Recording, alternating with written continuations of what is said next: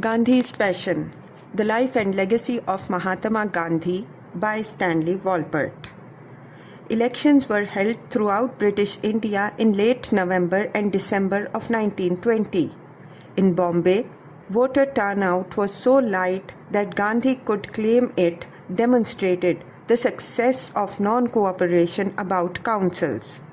Gandhi visited Banaras University again, urging students to leave and winning over many of them with every speech he made.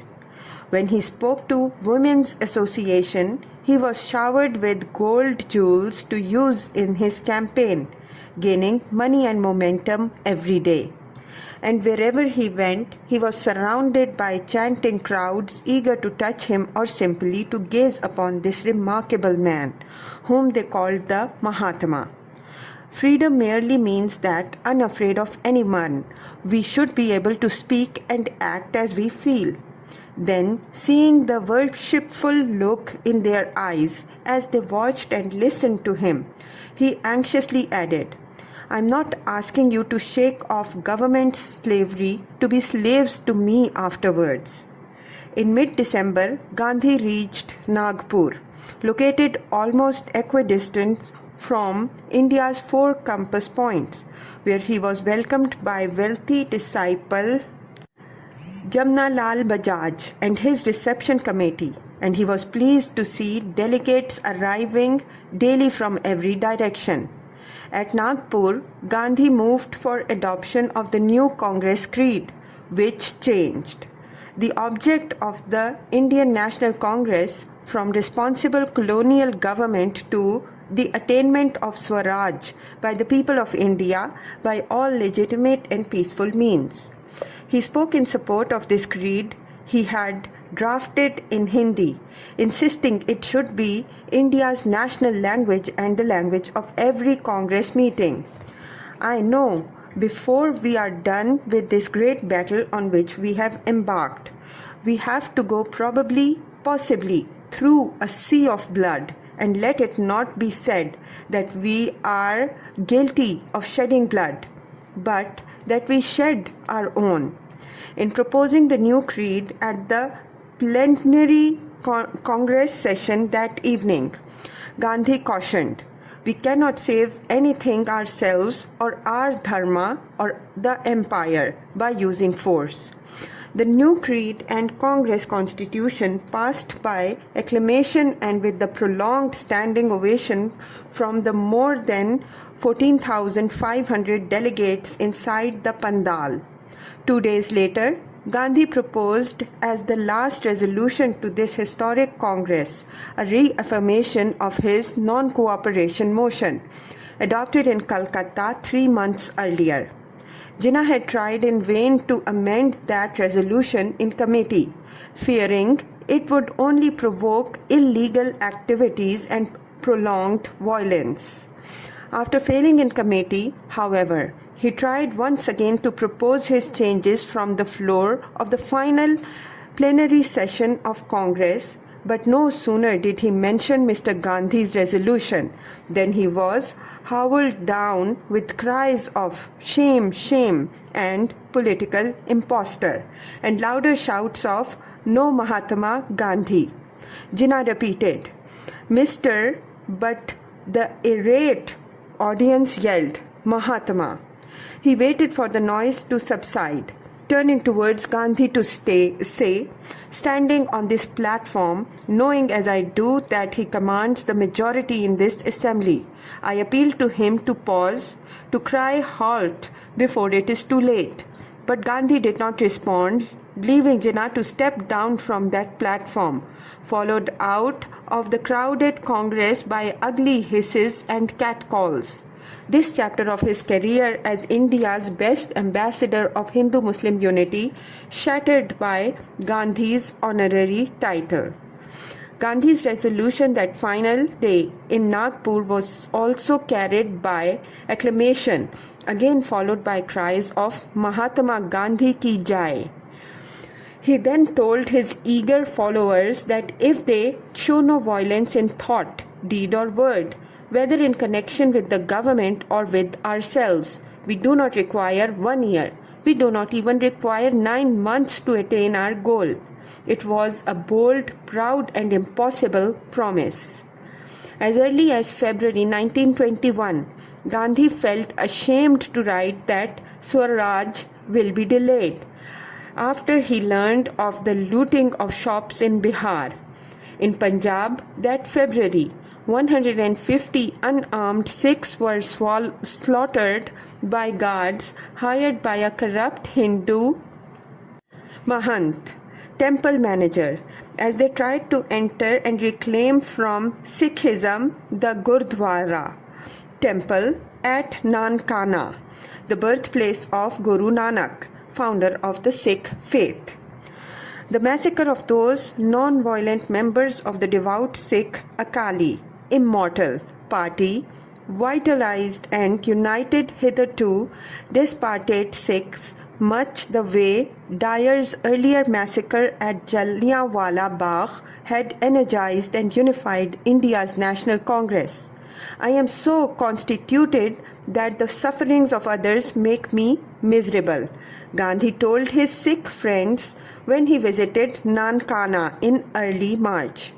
So when I heard of the tragedy of Nankana, I felt like wanting to be among the victims. From this time on, Sikhs remained in the vanguard of India's nationalist movement, many of them joining the Congress as well as their Akali party. They were among the first ardent supporters of Gandhi's future Satyagraha campaigns, and younger Sikh revolutionaries readily risked their lives to help liberate India from foreign domination.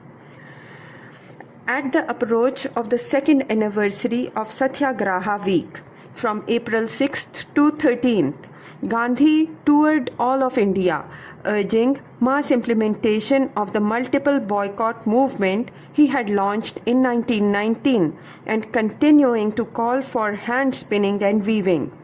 To a huge meeting of students and lawyers in Orissa's capital, he asked, "What can be nobler than to die as free men of India?" The era of talking should now end, Gandhi insisted, and a new era of action must begin if they were to achieve Swaraj. Such action included recruiting men and women from every province and village for the restructured Congress, raising enough money to sustain local Congress committees and working to transform India into a totally self-governing society of peaceful, harmonious, industrious people. Everywhere he went, he called upon those who listened to stop drinking liquor and start spinning cotton. Gandhi believed that if every peasant family had a spinning wheel and used it regularly, India's grinding poverty would soon disappear. Since launching his Satyagraha in concert with the Khilafat movement, Gandhi embraced the brothers Shaukat and Muhammad Ali as his own brothers on every platform upon which they appeared together. The Ali brothers, who often spoke alone, however, were reported by government agents to have been inciting Muslim audience to violence and welcoming an Afghan invasion of India. When Viceroy Lord Reading informed Pandit Malaviya that his government would have to initiate criminal proceedings against the Ali brothers, Malaviya asked the Viceroy to postpone any such action until he could meet with Gandhi. Gandhi went to Simla and the Viceroy met with him 4 times, showing him the objectionable passages from many reported speeches. Gandhi admitted they would warrant the violent interpretation the government had given to them, but he said he was convinced that it was not intended by the Ali brothers to incite the audience to violence. He got the brothers to agree to a disclaimer, which he later published, but it was only a holding action. In truth, the Ali brothers never really believed in non-violence as Gandhi did, and their brief interlude of Khilafat cooperation was little more than a political marriage of convenience, doomed to early dissolution and growing Hindu-Muslim disillusionment and communal antipathy. Many of Gandhi's Hindu Brahman supporters never understood why he strongly embraced those radical Muslim brothers in the first place. But Gandhi's earlier Southern African experience and success, so heavily dependent as it had been on Gujarati Muslim mercantile support and cooperation, made him mistakenly assume that India's Muslim majority would adhere to the same principles, accepting the very non-violent vows he himself took. Shaukat and Muhammad Ali were soon to repudiate Gandhi for what they later called his Hindu treachery and hypocrisy. But young men like Jawaharlal Nehru recently returned to his home in Allahabad after 7 years of aristocratic education in England, only to feel dreadfully disillusioned by the timidity of pre-Gandhian Indian politics and bored by provincial British Indian society and his father's legal practice. Eagerly followed Gandhi to the dirt and poverty of India's village heartland and to prison. Nehru lived throughout 1921 in a kind of intoxication, as he put it in his biography. We sensed the happiness of a person crusading for a cause, the thrill of mass feeling, the power of influencing the mass. As many more ardent young radicals joined the growing army. However, Mahatma Gandhi became deeply aware and fearful of the pitfalls of power. We are in sight of the promised land, but the danger is the greatest when victory seems the nearest. He warned in mid-year, God's last test is ever the most difficult. Satan's last temptation is ever the most seductive. Non-violence is the most vital and integral part of non-cooperation. We may fail in everything else and still continue our battle if we remain non-violent. Despite the clarity of such warnings, however, as the movement gathered momentum, the masses joined with passionate enthusiasm, rallying behind their Mahatma general, filling every cell in every prison of every province in the crown jewel of the world's mightiest empire, on which the sun of British rule almost seemed in 1922 about to set forever. The darkness of mad violence descended instead. It happened at Chauri Chaura on February 4, 1922. Gandhi was poised to launch his most powerful, no tax-paying final step in the Satyagraha campaign in Bardoli district, whose disciplined Gujarati population of 87,000 awaited their Mahatma's call to action. He had written a letter of final warning to Lord Reading, urging him to free non-cooperation prisoners, revise his policy of harsh repression, and liberate India's press from administrative shackles to avert mass civil disobedience. He gave the Viceroy 10 days until February 11th to respond positively. But 2 days before that, he received wired confirmation from son Devdas of horrible violence in Chauri Chaura. A parade of so-called Satyagrahis had marched past a police station in that village of the United Provinces, crowded Gorakhpur district. Some of the marching peasants were reported to have been goaded by laughing policemen until they broke ranks and set fire to the station, burning it to the ground and hacking to pieces the terrified police, who tried in vain to escape the conflagration. The fire consumed 21 innocents, including the young son of a sub-inspector. Gandhi convened a meeting of the Working Committee of Congress in Bardoli on February 11th and 12th, which suspended all further civil disobedience, deploring the inhuman conduct of Chauri Chaura's murderous mob. We were angry when we learnt of this stoppage of our struggle at a time when we seemed to be consolidating our position and advancing on all fronts. Jail Jawaharlal Nehru wrote, but our disappointment and anger in prison could do little good. Civil resistance stopped and non-cooperation wilted away.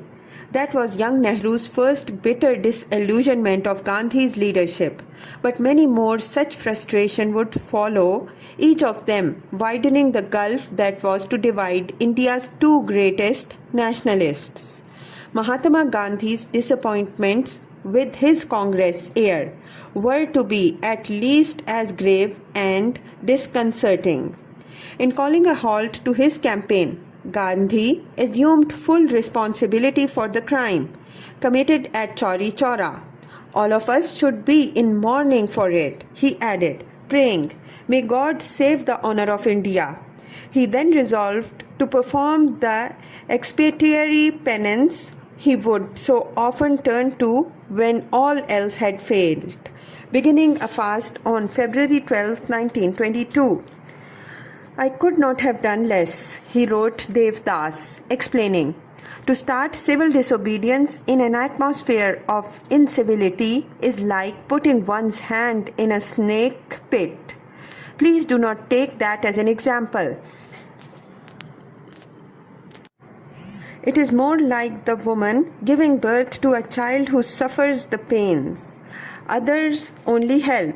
I too wish to give birth to the ideals of nonviolence and truth, so that I alone need bear the pains of fasting."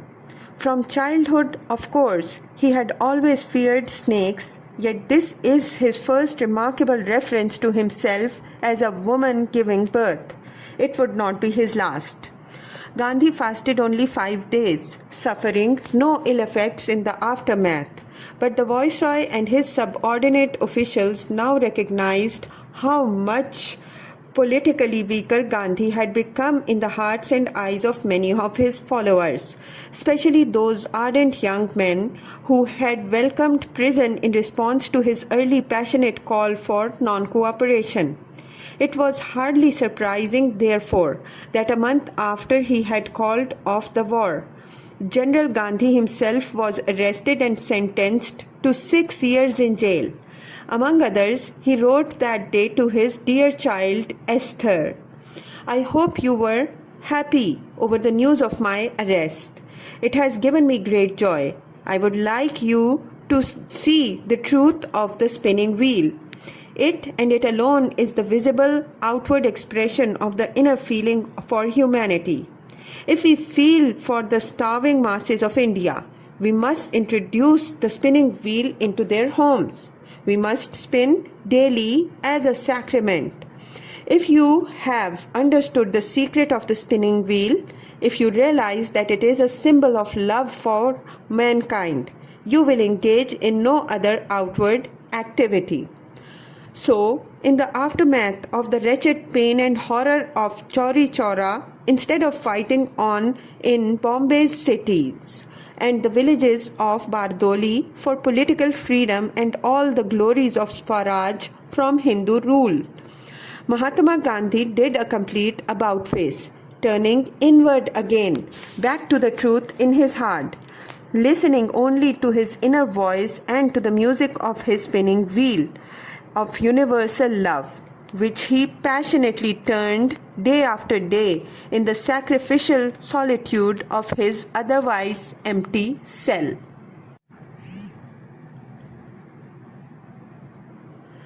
Chapter 11. Cotton Spinning. At midnight on March 20th, 1922, Gandhi was transported in a special train from Sabarmati jail south to Puna's massive Yeravada prison, a giant fortress of grey stone. He would have ample time there in the next 2 years of his incarceration to reflect on the errors he had made, exciting so many ill-prepared, violent and uncontrollable people to expect to win freedom overnight. Now he resolved to spin cotton thread without speaking, considering his charkha spinning wheel the only device capable of making all Indians who used it feel that we are the children of the same land.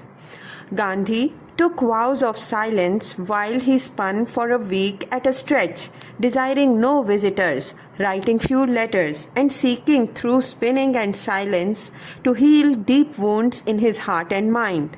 I am as happy as a bird, he soon wrote, and if my prayers are true and from a humble heart, they, I know, are indefinitely and infinitely more efficacious than any amount of meddlesome activity.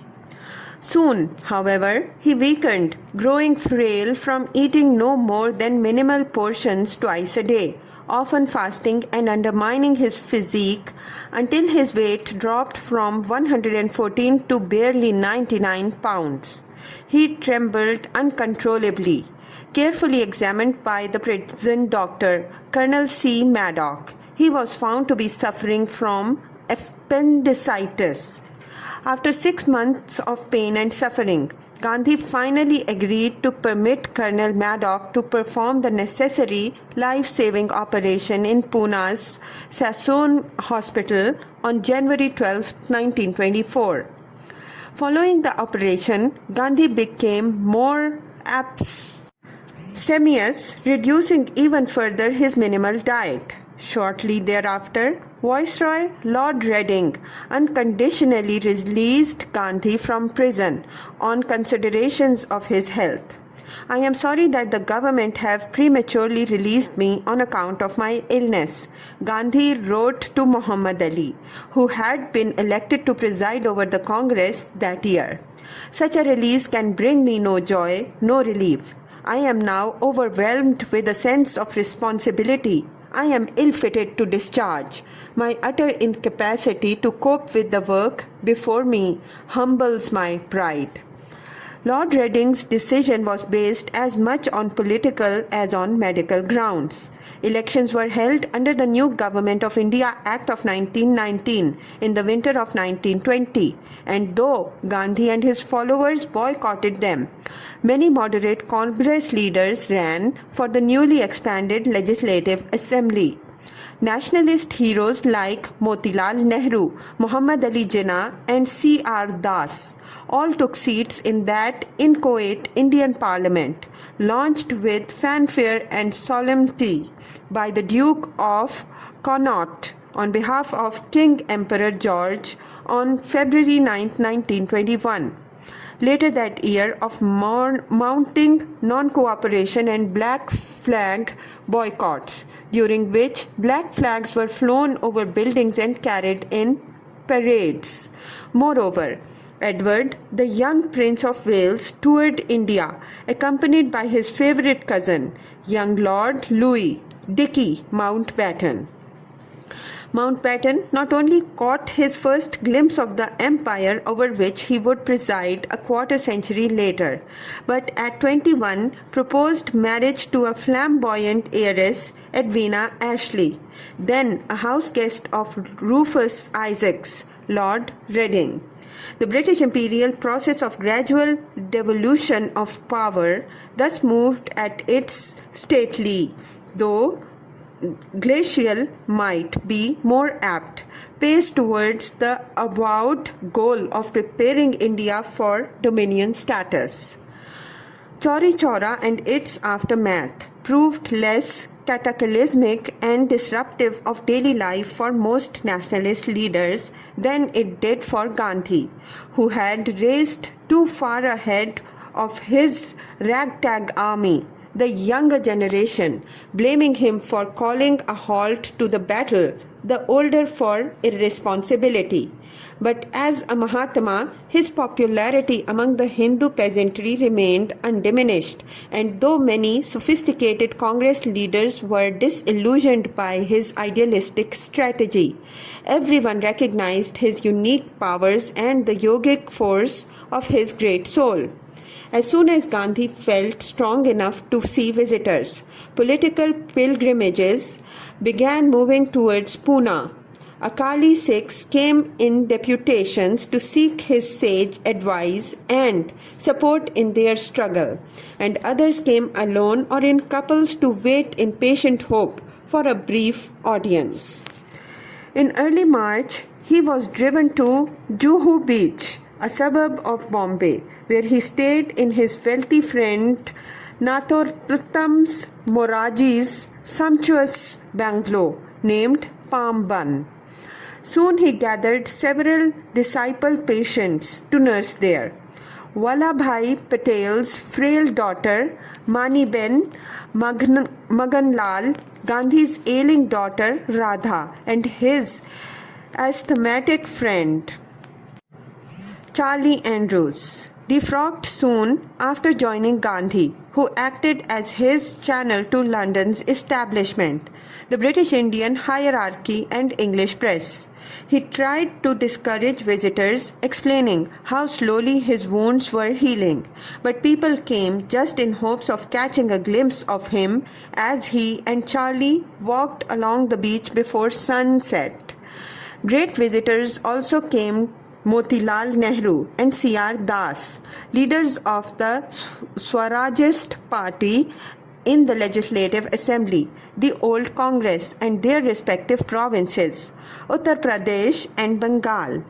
They all sought to lure him back to the political life, but he was still depressed at how badly he had misjudged his followers and the strength of British Raj. So he quietly spun cotton, committing to no great work or party, waiting for advice from his inner voice. What troubled him the most at this time was the breakdown in Hindu-Muslim relations that had intensified during his years in prison, collapsing first in Turkey, then in India. Mustafa Kemal Atatürk led his ardent young Turk followers after the World War I, first to abolish the Ottoman Sultanate in 1922, finally to discard the Khilafat itself in March of 1924. India's Muslim leaders refused at first to believe the news, later thinking that Mustafa Kemal was a British agent, a Western imperialist stooge in Turkish dress. Gandhi also was shocked at the news. The Khilafat bridge of Hindu-Muslim cooperation he had so carefully built with his brothers Ali broke down, leaving India's hopes and any prospects of Hindu-Muslim unity in ashes. For me, the attainment of Swaraj depends not upon what the English cabinet thinks or says, but entirely upon a proper solution of the Hindu-Muslim questions. Gandhi wrote in Young India on learning of the Khilafat's demise. Without it, all before us is dark. With it, Swaraj is within immediate reach. Gandhi's pacifist solution was to urge all those who followed him to spend their time and hand spinning, weaving and laboring as he did, in quiet, honest, undemonstrative work. But as Hindu-Muslim rioting grew more violent, many believers in both faiths called Gandhi the worst culprit for having raised the hopes of so many, only to watch them now shatter so miserably. Shaukat and Muhammad Ali, the latter currently presiding over the Congress, appealed to Gandhi to take up the presidency himself at the next Congress. He resisted the invitation at first, but then Motilal promised him full backing and Swarajist party's support. Sarojini Naidu pleaded as his Birla and virtually all of the great leaders of nationalist India, for each of them knew that he could alone bring millions into the struggle, magnetizing peasant masses by his mere presence. In late August, he penned his surrender to dear Motilal ji. He promised to preside on the condition that every member of the Congress agree to wear homespun clothing and to spin at least 2,000 yards of yarn every month. I see no other way of making Congress organization a real and living thing. Gandhi explained to Jawaharlal Nehru's elegant father, who had by now totally abandoned his Savile wardrobe. Nor can I see any hope for the poor of India without the spinning wheel, and we shall never fire their imagination unless we spin ourselves. The spinning wheel was at the heart of his program for Congress and for India. He also stressed the elimination of untouchability and service to the poor, urging everyone to teach them to spin and grow more food so as to keep themselves warm and strong. Gandhi's passionate sincerity and the depth of his humility won converts wherever he spoke. Even the most affluent audiences in Bombay rising to applaud his message, his courage, his passion, and wisdom.